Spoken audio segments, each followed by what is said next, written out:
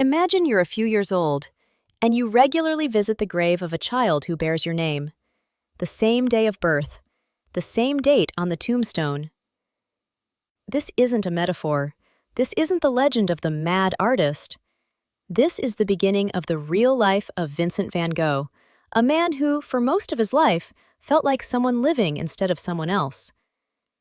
Before he painted a single painting, before sunflowers and swirling skies appeared, his story began with loss, silence, and a question that would accompany him until the end.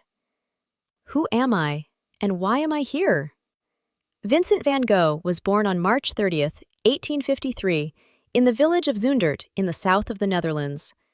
His parents, Theodorus van Gogh and Anna Carbentus, had already lost a son a year earlier. That child, who was given the same name, was born lifeless on the very same date.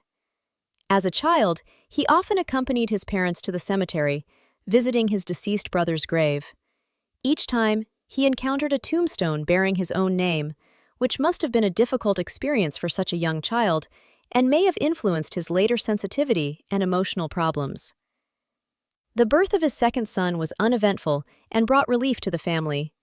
In the following years, 3 daughters and 2 sons were born, and frequent walks around Zundert forged Vincent's lasting bond with nature. At the age of 11, Vincent left school in Zundert and went to boarding school in Zevenbergen. This experience was difficult for him, although he managed to complete primary school. He sketched occasionally, but at this stage, there was no indication of his exceptional artistic abilities.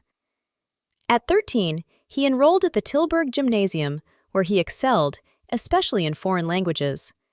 However, he left school during his second year in 1867–68, thus ending his formal education. At 16, his uncle helped him secure a position as an intern at the international art firm Goupil & C in The Hague. Vincent's earliest surviving letter dates from this period.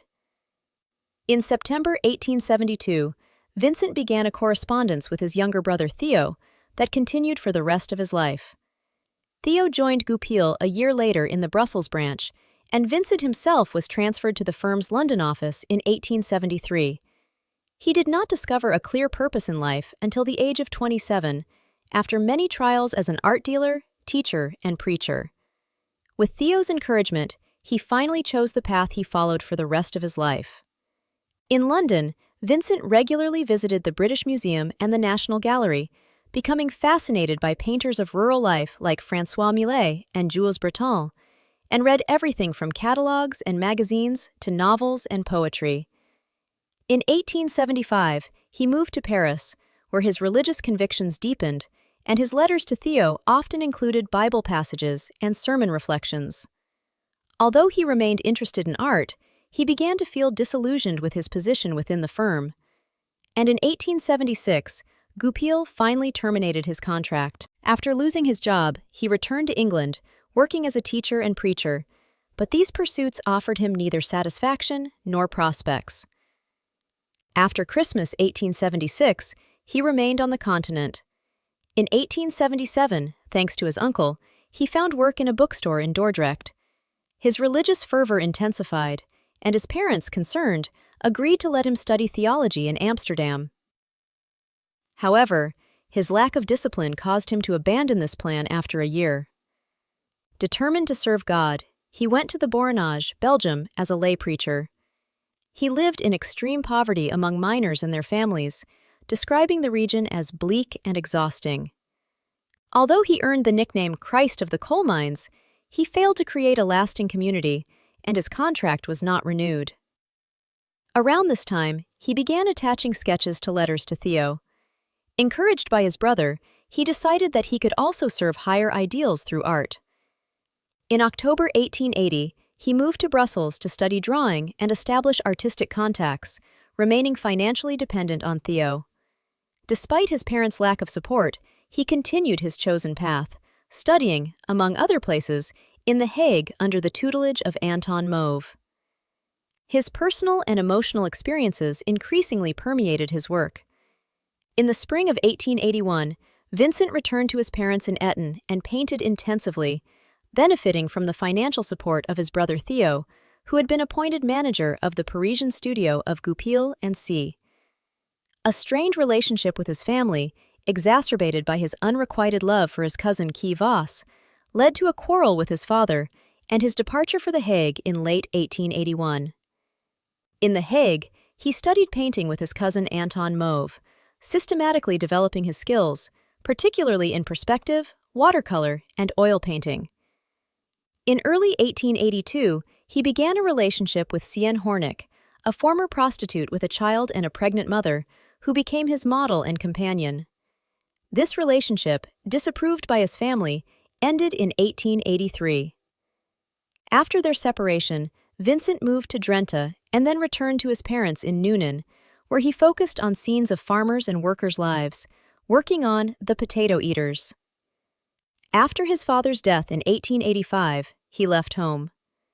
A short stay in Antwerp and his academic studies did not meet his expectations, so in early 1886 he moved to Paris.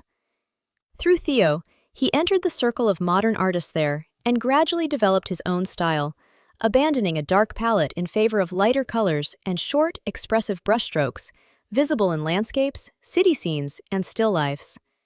He drew new inspiration from the life of the boulevards and cafes, Japanese woodcuts, portraits, and landscapes along the Seine. After 2 years of intense life in Paris, however, he felt mentally exhausted, writing to Theo in 1888 that he needed refuge, peace, and balance. Longing for the light and color of the countryside, he set off for the south of France, arriving in Arles on the Rhône. In Arles, Vincent was fascinated by the bright light and vibrant colors of southern France, painting blossoming orchards, harvest scenes, boats on the water, and other landscapes. His style became increasingly freer and more expressive. In letters to Theo, he envisioned the creation of a southern studio, a space where artists could create and sell paintings together. He rented 4 rooms in the Yellow House, and Paul Gauguin became the first and only artist to join him, arriving in late October 1888. Theo supported them financially and hoped the Yellow House would become a place for artists to collaborate. Despite their initial intense work, Van Gogh and Gauguin's artistic philosophies often clashed, leading to disputes. In a state of extreme anger, Vincent attacked Gauguin with a razor, and that same evening severed a piece of his own ear, which he took to a woman in the nearby red light district. The next morning, he was admitted to hospital in Arles, and Theo immediately rushed to his brothers. Vincent remembered little of the incident, and Theo, in a letter to Joe Bonger, noted that those around him had noticed signs of serious mental distress. After Theo's visit and Gauguin's departure for Paris, the dream of a shared studio ended. Vincent returned to painting, but his mental state remained unstable, prompting him to voluntarily check himself into the St. Paul de Moselle Psychiatric Hospital in Saint-Remy in 1889. Despite his mental health problems, Vincent continued to paint and draw.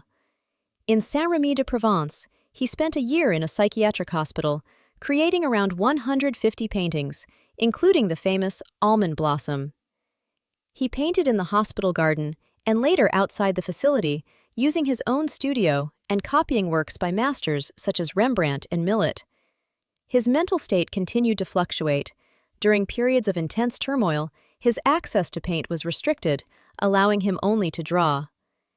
In a letter to Theo in early June 1889, Vincent expressed cautious optimism, noting that mental recovery would require time and patience. During this time, Theo married Joe Bonger, and their son, Vincent Willem, was born in January 1890. Vincent sent them the painting Almond Blossom from Saint-Remy as a gift. In early 1890, his work was exhibited in Brussels at the collective exhibition Les Vingt, where it was well received. Critic Albert Aurier praised his work, and the Red Vineyard sold. Theo also submitted Vincent's work to the annual Salon des Indépendants in Paris, where it received increasing acclaim. In May 1890, Vincent left Saint-Remy and moved to Auvers-sur-Oise, a village inhabited by many artists. There, he met Dr. Paul Gachet, an amateur painter, who monitored his health and encouraged him to devote himself entirely to his art.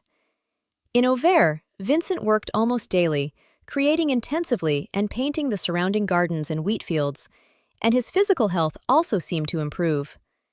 In early July 1890, Vincent visited Theo and his family in Paris, learning of his brother's plans to resign from his job at the art salon and start his own business. Vincent returned to Auvers worried, and in a letter, he admitted that the pressures and financial uncertainty were making him feel unstable and anxious. Despite Theo and Joe's support and the solace of rural life, his illness and worries about the future became unbearable. On July 27, 1890, he shot himself in the chest in a wheat field. Seriously wounded, he managed to return to his room at the Auvers-sur-Oise. Theo arrived immediately from Paris and was with his brother when Vincent died on July 29th. He was buried on July 30th, 1890, in Auvers, leaving behind a remarkable body of work, over 850 paintings and nearly 1,300 works on paper. Was Vincent van Gogh truly unstable, or simply too sensitive for this world? Let us know in the comments.